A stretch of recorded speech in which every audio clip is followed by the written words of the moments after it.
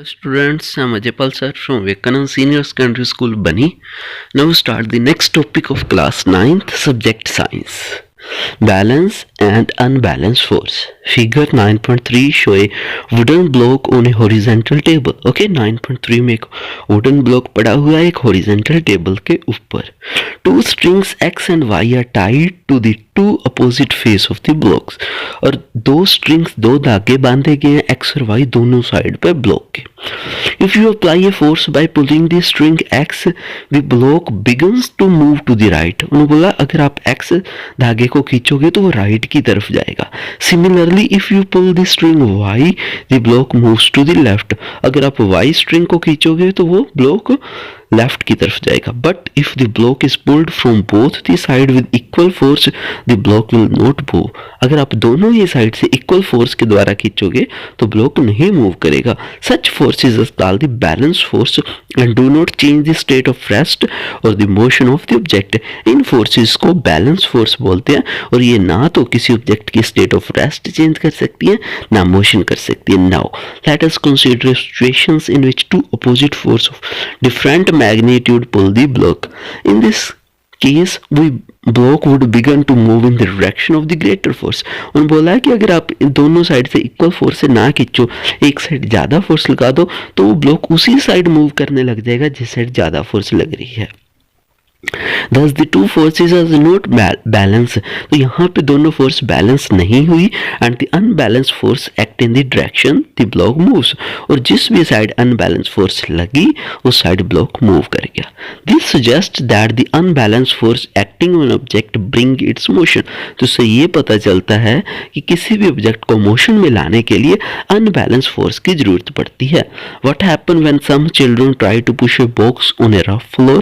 क्या होगा अगर कुछ चिल्ड्रंस एक बड़े सारे बॉक्स को किसी रफ फ्लोर पर पुश कर रहे हैं. If they push the box with a small force, अगर वो थोड़ी फोर्स से पुश करते हैं, the box does not move because the friction force acting in a direction opposite to the push. क्योंकि आपको पता है एक फ्रिक्शन फोर्स लगेगी जो उसके मोशन से अपोजिट होगी. जो जिस तरफ वो धक्का लगा रहे हैं उससे अपोजिट डायरेक्शन में हमेशा फ्रिक्शन की फोर्स लगती है और वो सरफेस के साथ लगेगी.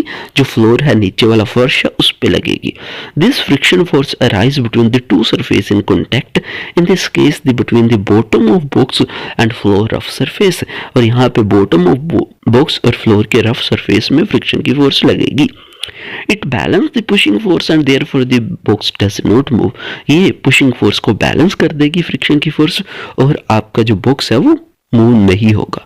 The children push the box harder but the box still does not move. Children ने और ज़्यादा जोर लगाया बट अभी भी बॉक्स मूव नहीं हुआ. This is because the friction force still balance the pushing force. क्योंकि फ्रिक्शन फोर्स अभी भी पुशिंग फोर्स से बैलेंस है. If the children push the box harder still, अब और भी ज़्यादा फोर्स लगा रहे हैं, the pushing force become bigger than the friction force. अब उसकी जो पुशिंग फोर्स है वो फ्रिक्शन फोर्स से ज़्यादा होगी और there is a unbalance force create होगी. So the box start moving और जो बॉक्स है वो मूव करना स्टार्ट कर देगा. What happened when we ride a bicycle? When we stop paddling, the bicycle began to slow down. This is because this too is again because of the friction force acting opposite to the direction of motion. In order to keep the bicycle moving, we have to start paddling again. It does appear that an object maintains its motion under the continuous application of unbalanced force. जब तक unbalanced force लगती रहेगी वो अपना motion maintain रखेगा. However, it is quite incorrect. An object moves with a uniform velocity when force rise acting on the object are balanced. There is no net external force on it. If the unbalanced force is applied on object, there will be change there in speed or in the direction of motion. उन्होंने बोला किसी भी object के ऊपर जब हम unbalance force लगाते हैं तभी उसके मोशन और डायरेक्शन में चेंज आता है. Thus, to accelerate the motion of object, an unbalanced force is required, and the change in speed would continues as long as unbalanced force is applied. जैसे जितना टाइम आप अनबैलेंस फोर्स लगाओगे उतना time उसके ऊपर act रहेगा.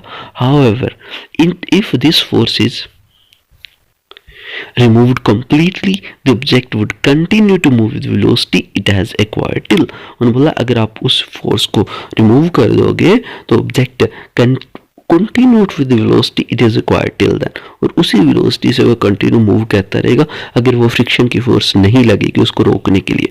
तो आज हम इतना ही करेंगे। आई hope you understand this concept.